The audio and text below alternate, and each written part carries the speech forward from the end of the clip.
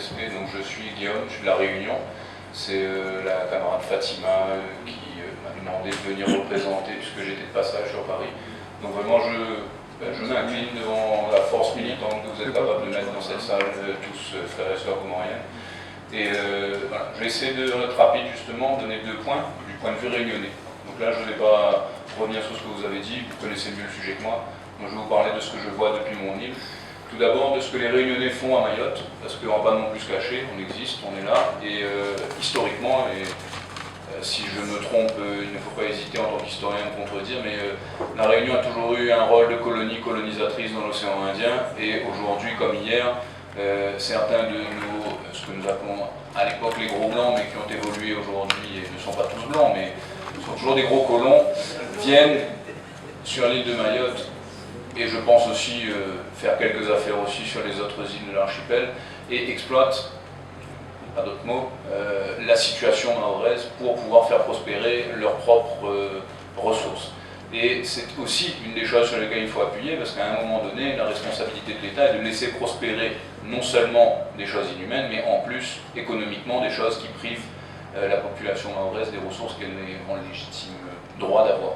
Donc il y a ce point de vue-là. Ensuite, il y a le point de vue des Réunionnais qui accueillent, du coup, eux aussi, même si le mot n'est pas du tout le bon dans le droit français, mais une immigration venant principalement de Mayotte.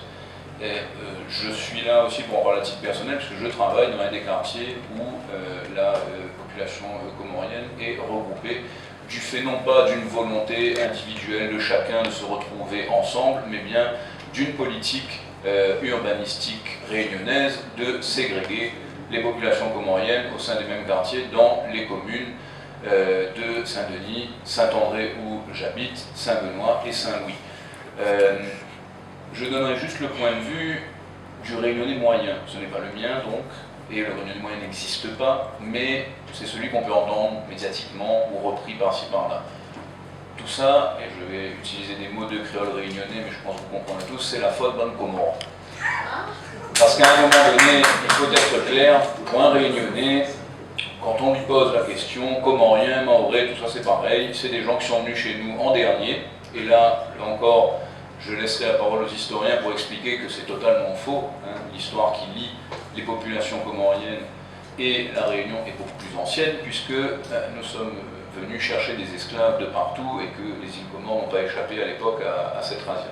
Et donc je finirai juste en disant que ce que j'entends dans la bouche des Mahorais, pour ce que cela vaut comme définition, envers leurs frères et sœurs comoriennes, eh bien qu'ils comprennent que leurs frères et sœurs réunionnais ont exactement les mêmes mots pour eux à la Réunion. Et que la progression de l'extrême droite sur tous nos territoires devrait nous alerter sur le côté matériel de la déshumanisation. Aujourd'hui, quand vous avez ce matin une marche d'une 50aine de personnes contre Wambouchou, que nous avons menée avec les camarades dont Fatima et moi on a essayé vraiment de batailler pour qu'elle ait lieu. En face, vous avez des centaines de personnes qui se réunissent pour apporter leur soutien à l'opération. Là encore, n'ai pas d'éléments de preuve, donc mettez des guillemets à ce que je dirais, mais je pense fortement que le Conseil général de Mayotte est aussi à la manœuvre pour réunir ces pro-Wambouchou.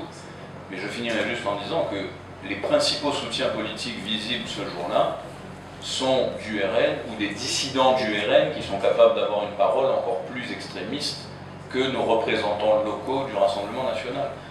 Donc matériellement, le déchaînement qu'on voit à Mayotte se retrouve aussi dans le déchaînement que les Mahorais subissent à La Réunion et les discriminations qu'ils subissent à La Réunion. Donc c'est pas une réponse que j'ai, mais prenons-le aussi en considération.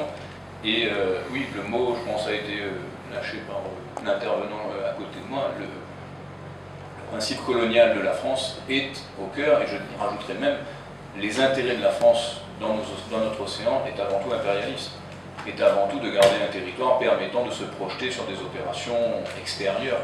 Donc la France, au-delà des populations présentes, a un intérêt fort géostratégique et géopolitique qui dépasse largement la vie de, comme vous l'avez dit, quelques milliers de personnes mortes ou vivantes, très peu de poids dans ces rapports géostratégiques. Merci à vous en tout cas. Et...